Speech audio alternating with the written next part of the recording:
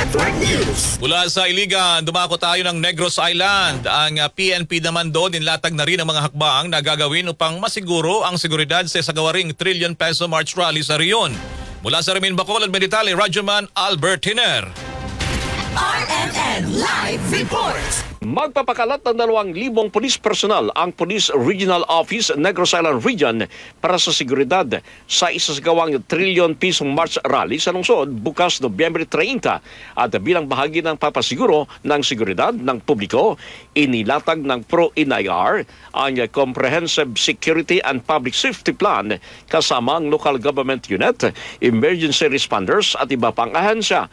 Ayon sa kay Police Regional Director Brigadier General Arnold Tamas Ibay, kasama sa inilatag ay ang crowd management, traffic flow, emergency response at monitoring sa anumang security concerns.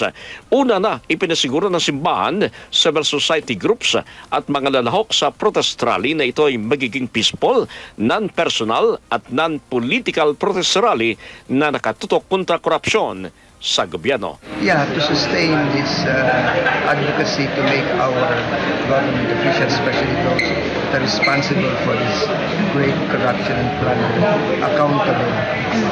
Sila ang manabat.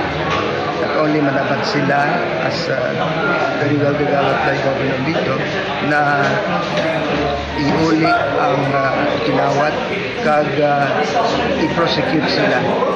Kasama mo sa RMN DYHB Bacolod, Radyoman Albert Hiner. Tatak Ramen. RMN Network News.